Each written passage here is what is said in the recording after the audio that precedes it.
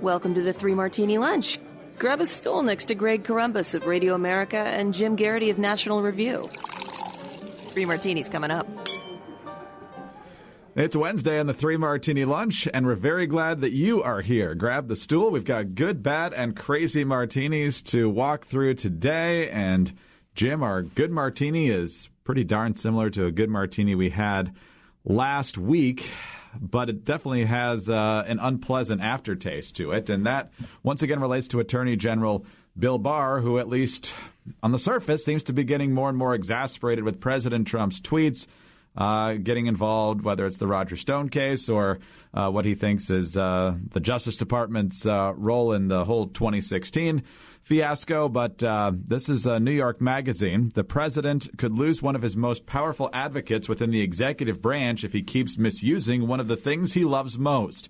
According to administration officials who spoke with the Washington Post, Attorney General William Barr has told people close to Trump that he's considering resigning if the president continues to tweet about ongoing investigations conducted by the Department of Justice.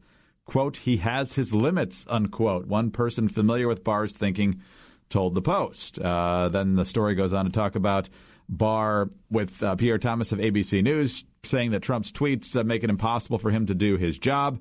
The president has still tweeted out about the Stone case and other things, and he's at least letting it be known that he's willing to resign if this doesn't change. Barr's critics, of course, think this is all a bluff, just designed to create a facade of independence from the president, and he's really just doing Trump's bidding day by day. So, Jim, I guess the critics are only going to be happy if they get rid of the guy. Big surprise. But I'm sure the Attorney General is also frustrated that the president didn't take his hint. So is this going to be effective? Yeah, I mean, like this is a good martini in the sense that someone in the Trump inner circle is speaking very bluntly to the president about the consequences of his actions. And the president has largely, escaped most of the worst consequences for those actions. His 2016 campaign, broke all the rules and he won. Most of us would argue a big portion of that is because he was running against Hillary Clinton. But, he governed the way he wanted, and he lost the House of Representatives in 2018. He kept talking about some red wave that was going to come. He did do well in the Senate races, which was the good news. But, he found himself with the Democratic House. John Kelly had said to him, if you keep going the way you're going to go, you're going to get impeached. Lo and behold, he ended up impeached. But because there were enough Republicans in the Senate, he survived. Trump, he berated Jeff Sessions on Twitter instead of just calling him to his office and saying, don't do this or do that. Trump just wants to enjoys venting his spleen on anything that pops into his mind about anything without any potential, like, what could the ramifications of this be? And there have been multiple times lawyers for the Justice Department and lawyers for the administration have found what they're trying to argue in front of a judge more complicated because the president has jumped on Twitter and started ranting and raving about everything that irked him.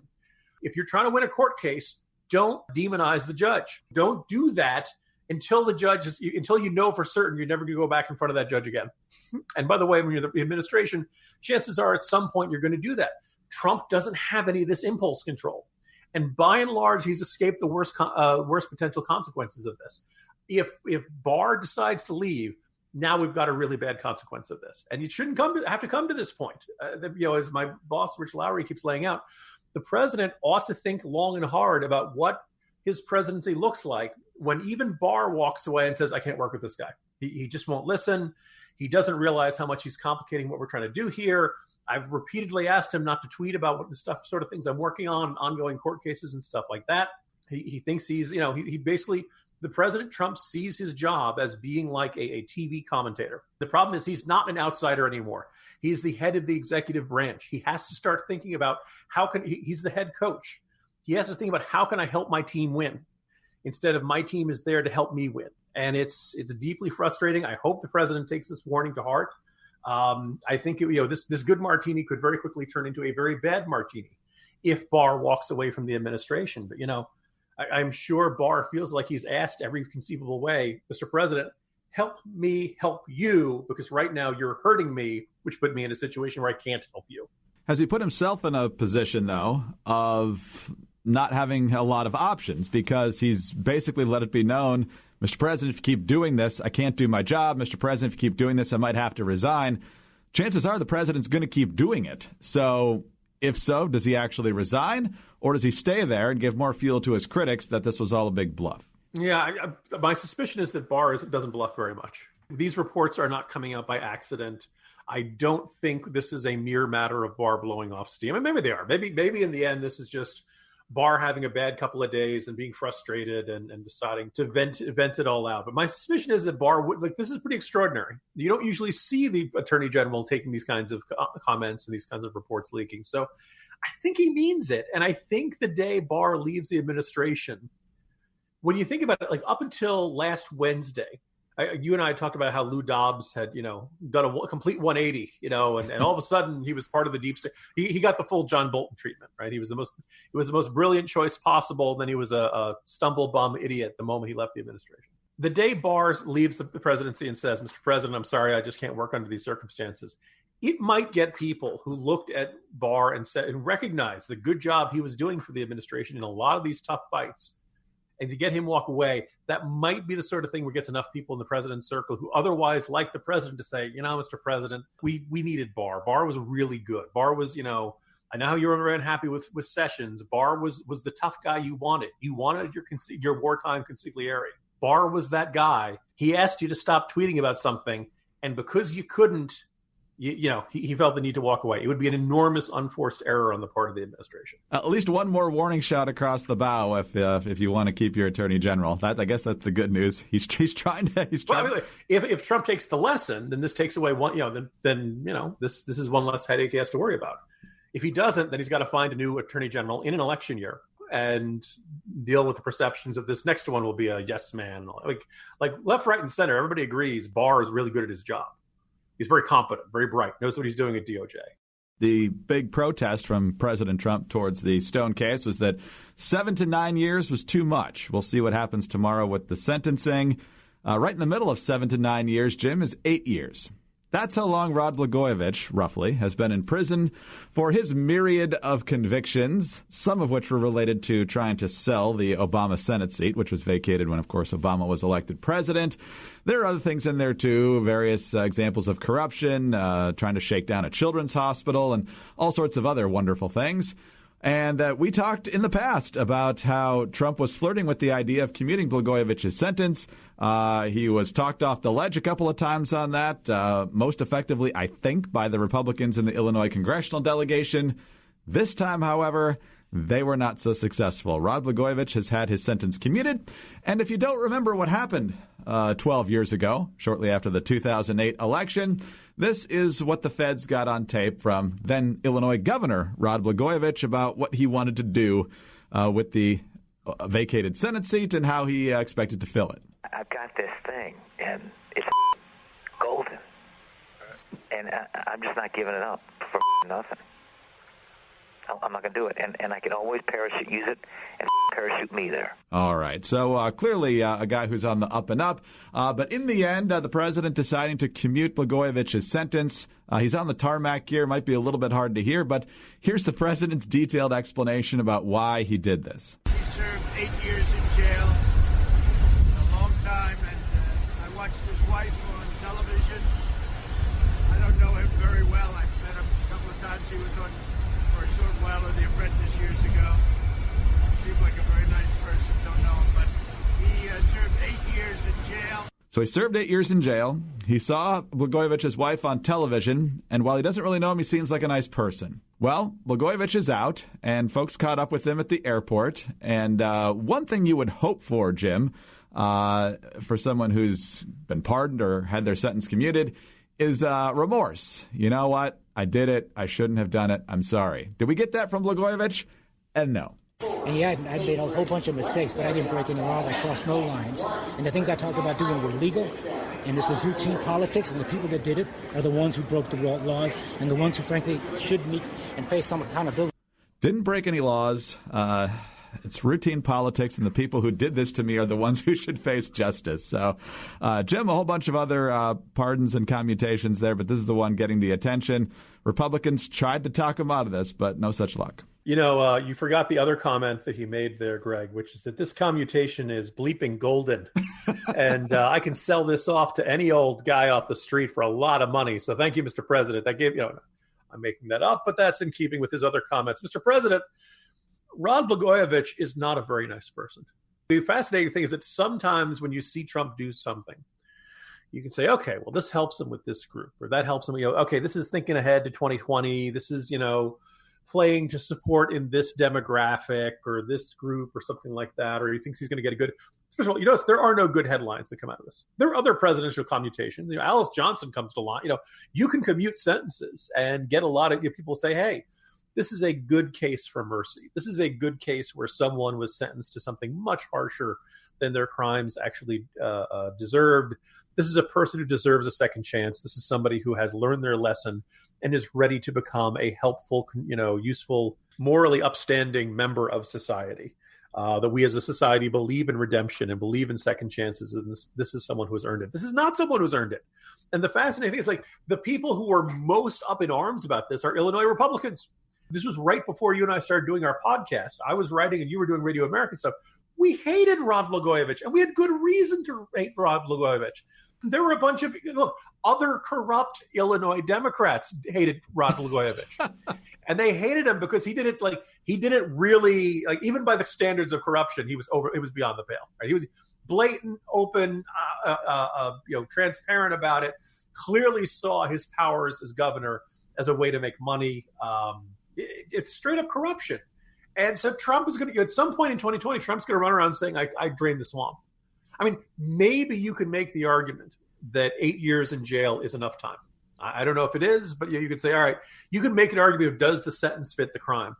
But nothing indicates, as you said, from those comments, he indicates no remorse, no recognition that what he did was wrong. He's flat out in denial that what he did was illegal. I think most people would have picked that up at the jury decision. Don't you think, Greg? Right. That's your first clue that things were not in keeping with either the spirit or the letter of the law. And is just one of those things where the only discernible reasoning here is that he was on Celebrity Apprentice because he was a desperate suck up to any celebrity and he just wanted to be out in the public eye. And now Trump happens to be in this situation. Again, if everybody on your staff says, Mr. President, this is a bad idea, you should at least try listening to them. You should at least hear them out, at least consider the situation. Because what does this get Trump other than, hey, Rod really owes me a favor? That's going to come in. It's really going to come in handy, Mr. President. Wow. So many things I could say here. First of all, there's a clip floating around yesterday about the moment Rod Blagojevich was fired from The Apprentice because he was the project leader and didn't do adequate Harry Potter research for whatever the project was for his team that day. And Aaron Burnett, of all people, was sitting to Trump's side as one of his guest advisors. So things have changed a little bit. You spotlighted that on Twitter, Greg. And I was thinking, so Aaron Burnett, who I don't have a strong opinion of one way or the other. She always seemed nice enough on it's CNN, right? CNN now. I think she was CNBC at the time. That's right. Okay, so you're kind of left scratching your head, like when people are like, "Good heavens, how did Americans not recognize that Donald Trump was a hate-mongering, xenophobic monster who belongs nowhere near?" I don't know. Do you think the folks like Aaron Burnett were doing his show? And acted like he was, and he was hosting Saturday Night Live and is hanging out with Jimmy Fallon, they don't ask David Duke to host Saturday Night Live, right? CNBC anchors do not appear on the shows of, Louis Farrakhan. He was a very mainstream pop culture figure long before the people started running for president, Greg. That's exactly right. A vivid example of that. And his boss at NBC at the time was a guy named Jeff Zucker, who now that he runs CNN hates his guts, although it's good for ratings, I guess. So let's just hope Blagojevich doesn't end up at the convention. That's my only hope at this point. He says he's a Trumpocrat now. Hey, look, first of all, if he gets that speaking gig, that is a bleeping valuable thing there, Greg. Oh, man. Auctioning off his messaging to the highest bidder. Well, yeah, that could be an awkward moment at the Republican convention. But the Democratic convention certainly is on the path to becoming quite adventurous as well, particularly if there's no one with the majority of delegates by the time they get to Milwaukee this summer. And that's already got some left-leaning academics wringing their hands about this. We're only 2 contests in here, people, so let's see how this shakes out. We're not guaranteed a train wreck in Milwaukee, but it's certainly not out of the question. Julia Azari is an associate professor and and the assistant chair in the Department of Political Science at Marquette University. And she's already worried about what's going to happen with the Democrats. I don't know, Jim, if this is the Julia from the Obama re-election video that didn't have any pupils in her eyeballs on the animated thing there where the government takes care of her from cradle to grave. But she has now decided that the Democratic primary process needs to be changed. She's worried that Sanders is ahead in popular votes. Buttigieg right now leads the delegate count. So here is her theory. The current process is clearly flawed, but what would be better? Finding an answer means thinking about the purpose of presidential nominations and about how the existing system falls short. It will require swimming against the tide of how we've thought about nominations for decades, as a contest between everyday voters and elites, or as a smaller version of a general election. A better primary system would empower elites to bargain and make decisions instructed by voters. So she's in favor of preference primaries. I believe the state of Maine already does this, where you don't just vote for the person you want. You rank everyone on the ballot in the order that you would like them to be ranked in terms of your preferences. And then somehow that tweaks the results and gets you your ultimate winner. The best part about this, though, Jim, is that the Washington Post has this opinion piece right under their ominous subhead, Democracy Dies in Darkness, with the opinion headline, "It's time to give the elites a bigger say in choosing the president." You know, Greg, I don't know about you. I'm just glad that somebody at the Washington Post is finally willing to stand up for America's true victims, the elites. They don't get nearly enough say in who gets to be president. They don't get nearly enough say in what gets discussed in our politics, what gets focused upon. And look, when you want to look at the downtrodden, when you want to look at the people who really don't have their voices heard, I think it's the elites, and probably none more than Democratic office holders, really. They are the ones who have the most obstacles in their way. The other thing is, like, so they want to have ranked choice voting, where in addition, you don't just go there and just say, oh, I want this one. You have to say, well, I want this one the most and this one the second most. And I guess it would stop at 3, or do you have to rank everybody? That's a good question. I don't know. Because at that point, you're like, well, do I want Steyer as my 5th, or is Gabbard still in it? Do I put her up to 5th and Steyer's back? Like, look, first of all, this is the kind of attention and the amount of energy and just mental real estate to be out that really should only be focused to the really important things in life. Greg, I don't know about you. For me, it's mock drafts. And where I start thinking about who should the Jets take in the 6th and 7th round of these college football players I've never heard of. The democracy dies in darkness. It also gets strangled by complicated voting systems. We just had an Iowa caucus that went down in flames because people couldn't do math. Do you really want to give everybody voter, like, wait, I didn't want him to be my 3rd choice. I wanted him to be my 2nd choice.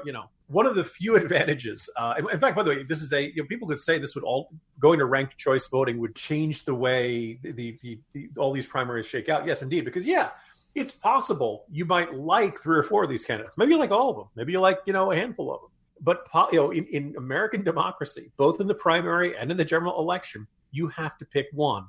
Unless it's like a city council and you have to vote for 3 or something like that. You have to say, this person I think is the best person for the job. And it doesn't, second only counts in horseshoes and hand grenades, as they say.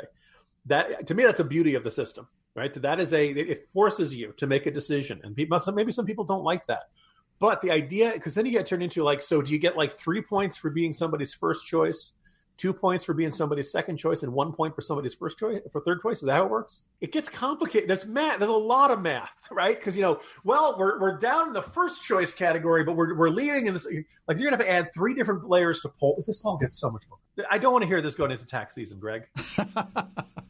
Well, what's going to happen in the general election. If you're a Republican, you vote for the Republican, and then your second choice is the Libertarian or somebody way in a fringe party. And then if you even have to go to the 6th or 7th pick, then you put the Democrat. And I'm sure the Democrats would do the same thing. So I'm not exactly sure what they would accomplish here. But basically what Professor Azari is suggesting here is the delegates get chosen from these various preference primaries, but they aren't actually beholden to any particular candidate, and that frees them up to negotiate the best ticket that could likely win the election. So the best way, she says, to avoid all this rancor is to have delegates who were initially assigned to a candidate based on how they did in the primary to then be able to abandon them without any repercussions. I'm sure that'll go over very well.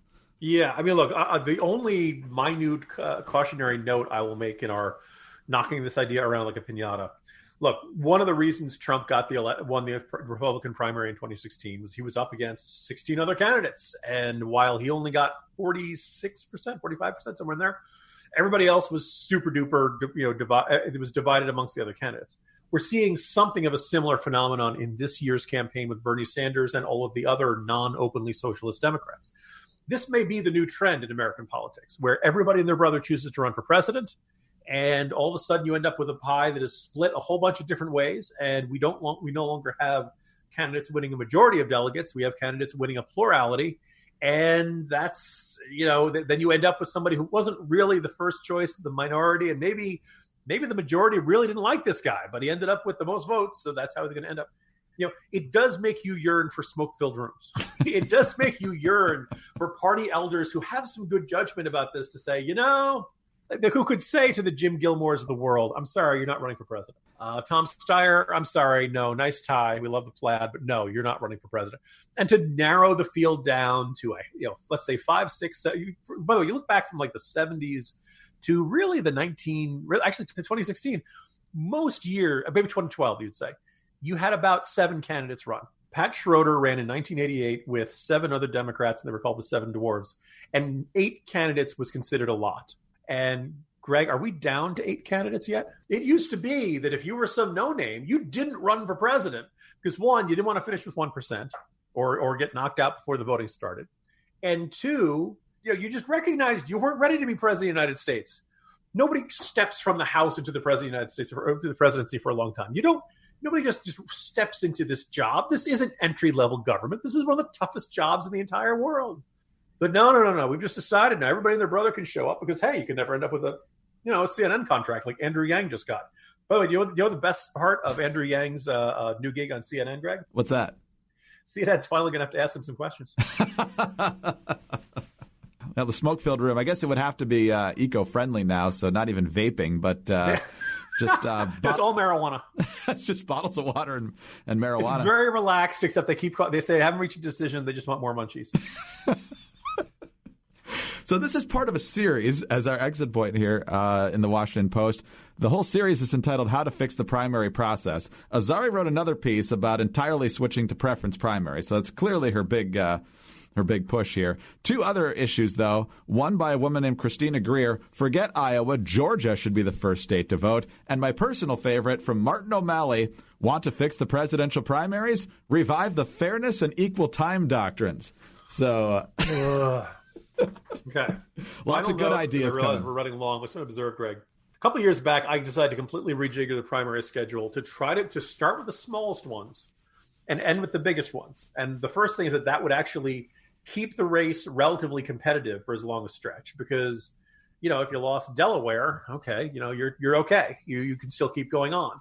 But also, small states are traditionally cheaper to run in. Delaware has only 3 counties. So, you can drive around it all pretty easily. Rhode Island, you're not going to spend a lot of time in private jets going from one place to another in Rhode Island. But by the way, I believe one of the first primaries under this schedule that I'd laid out, Greg, was going to be Hawaii. Now, Greg, would you rather go out and cover a caucus in Iowa, or would you rather cover primaries in Hawaii in the middle of winter?